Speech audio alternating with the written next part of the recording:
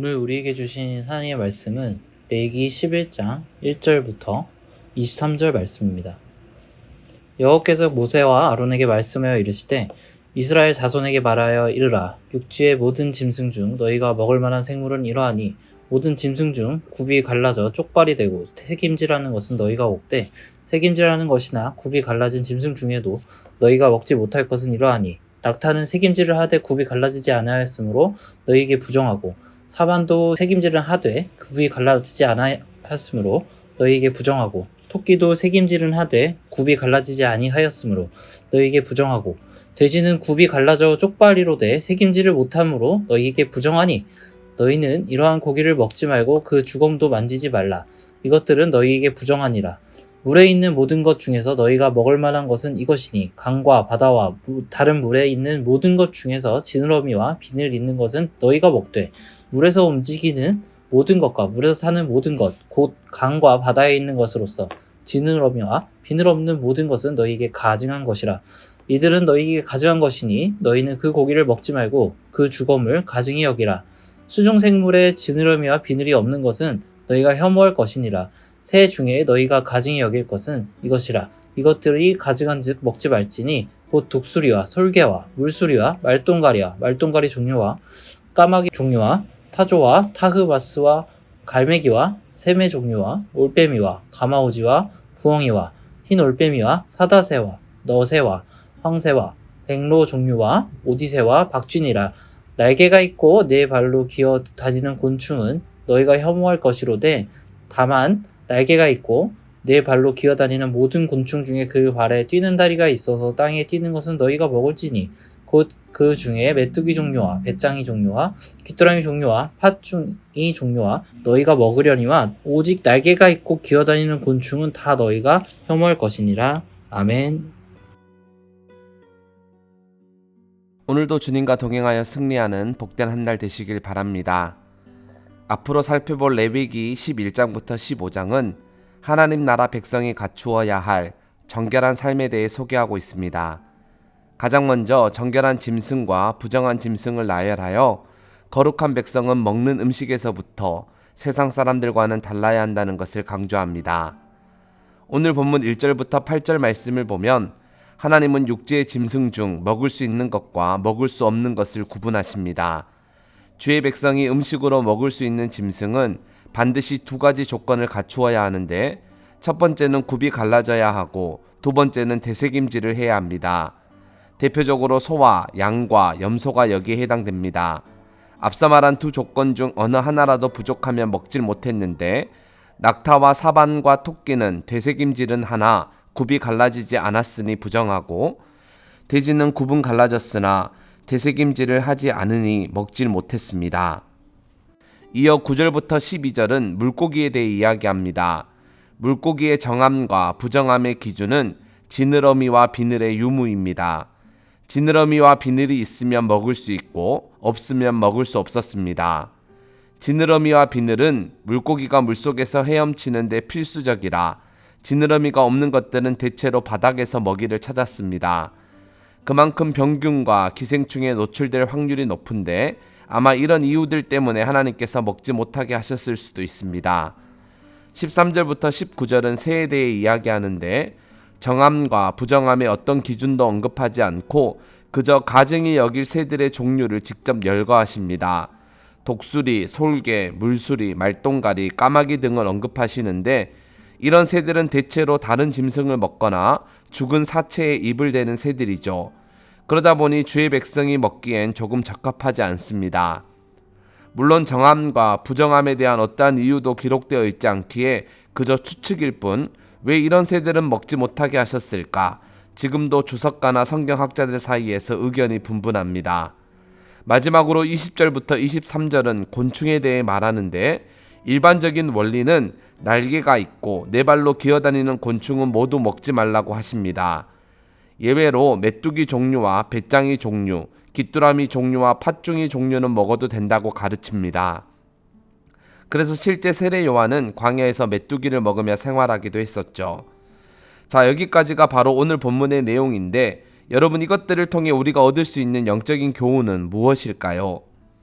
사실 예수님께서 십자가에 달려 죽으심으로 모든 율법을 완성하셨습니다.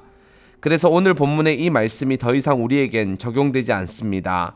우리는 자유롭게 돼지고기를 먹고 있으며 몸 보신을 위해 추어탕이나 장어구이를 즐기고 있습니다. 오징어와 문어를 별미로 여기기도 하죠. 오늘 본문을 보면 분명 하나님께서는 이런 것들을 먹으면 안 된다 이야기하셨지만 예수 그리스도 안에서 모든 율법이 완성되었기에 현재 우리는 그 모든 것들을 다 즐기고 있습니다. 그러다 보니 굳이 이 말씀을 읽어야 하나, 지금은 지키지도 않는 이 말씀이 도대체 우리에게 무슨 의미가 있나 하는 생각이 들 수 있습니다. 하지만 여러분, 그렇지 않습니다. 여전히 우리는 이 말씀을 통해 여러 가지 영적인 교훈을 얻을 수 있습니다. 여전히 이 본문이 우리에게 주는 영적인 가르침이 있지요. 그러니 이 시간에 그것이 무엇인지를 함께 살펴보고자 합니다. 첫 번째로 우리는 정한 것과 부정한 것을 구별할 줄 아는 지혜를 갖추어야 합니다. 오늘 본문에서 하나님은 정한 것과 부정한 것을 구별하시고 정한 것만 먹으라 이스라엘 백성들에게 말씀하셨는데, 하나님은 세상을 창조하실 때부터 구별하고 구분하는 사역을 하셨습니다. 첫째 날에는 빛과 어둠을 구분하셨고, 둘째 날에는 하늘의 물과 땅의 물을 구분하셨으며, 셋째 날엔 바다와 육지를 구분하셨습니다. 또 에덴 동산을 창설하시고 아담에게 그것을 선물로 주실 때에 동산 안에 있는 각종 나무의 열매는 임의로 먹되 선악을 알게 하는 나무의 열매는 먹지 말라 말씀하시면서 먹을 수 있는 것과 절대 먹으면 안 되는 것을 구별하여 알려주셨습니다. 즉 이러한 창조의 섭리가 오늘 정한 것과 부정한 것을 구분짓는 일에도 동일하게 들어가 있습니다. 그러니 하나님의 형상으로 창조된 우리 역시 이런 하나님의 성품과 섭리를 깨달아 선과 악, 옳음과 그름, 거짓과 진실을 구별할 줄 알아야 합니다. 정한 것과 부정한 것을 구분할 수 있는 지혜를 갖추어야 하는 것이죠. 모든 것이 가하나 모든 것이 유익한 것은 아닙니다. 모든 것이 가하나 모든 것이 선한 것은 아니죠. 따라서 우리는 삶에서 거룩한 것과 속한 것을 분별할 줄 아는 지혜를 갖추어야 합니다. 일상생활 속에서 무엇이 정하고 무엇이 부정한지, 무엇이 거룩하고 무엇이 속된 것인지 우리는 그것을 구분하고 판단할 수 있는 지혜와 영적인 분별력을 갖추어야 합니다. 하나님께서 내가 거룩하니 너희도 거룩하라 말씀하셨습니다. 그러니 우리는 무엇이 우리를 거룩하게 하고 무엇이 우리를 부정하게 만드는지 반드시 알아야 합니다. 오늘 본문은 바로 그것이 필요하다는 것을 우리에게 알려주고 있습니다. 두 번째로 우리는 하나님의 뜻에 전적으로 순종해야 합니다. 오늘 본문에서 하나님은 정한 것과 부정한 것을 구별하시고 오직 정한 것만 먹으라 말씀하시는데, 사실 하나님께서 부정하다고 말한 여러 생물들이 윤리적으로 문제가 있거나 아니면 먹었을 때 꼭 건강상의 문제를 일으킨다거나 하는 것은 아닙니다. 그러다 보니 왜 하나님께서 그 생물을 부정하다 하셨을까? 어떤 기준과 이유로 그렇게 구분하신 걸까? 왜 그것을 먹지 말라고 하신 걸까? 지금도 의견이 분분합니다. 그런데 여기서 중요한 것은 그 기준과 이유를 찾는 것이 아니죠. 하나님께서 이것은 먹고 저것은 먹지 말라고 하시면 그냥 그대로 순종하는 것이 중요합니다. 하나님께서 지시하신 대로, 하나님께서 명령하신 대로 그냥 수행하기만 하면 됩니다. 하나님께서 우리에게 요구하시는 것이 때로는 이해가 안 되고 또 우리의 생각과는 다를 수 있습니다. 그렇지만 이해가 안 되고 우리의 생각과 다르다 하더라도 주의 백성이라면 응당 주의 말씀에 순종해야 합니다. 하나님의 명령을 준행해야 합니다. 여러분, 우리는 하나님의 뜻대로 살아가도록 부르심을 받은 자들입니다. 그러니 아무리 지극히 작은 것이라 하더라도 순종하는 삶을 살아야 합니다. 바로 그 사실을 오늘 본문은 우리에게 분명하게 가르쳐주고 있습니다. 마지막 세 번째로 우리는 성결한 삶을 살아야 합니다. 하나님께서 음식에 관해서도 정한 것과 부정한 것을 구별하시고 오직 정한 것만 먹으라 강조하신 것은 하나님께서 성결에 대해 얼마나 많은 관심을 가지고 계시는지를 보여줍니다. 의식법이 폐지되었기에 이 음식 규례에 더 이상 얽매일 필요는 없으나 하나님께서 이 규례를 주신 근본적인 목적을 우리는 반드시 이해해야 합니다. 예수님은 내가 율법이나 선지자를 폐하러 온 줄 생각하지 말라, 폐하러 온 것이 아니요 완전하게 하려 함이라 말씀하시면서 내가 너희에게 이르노니 너희 의가 서기관과 바리새인보다 더 낫지 못하면 결단코 천국에 들어가지 못하리라 강조하셨습니다.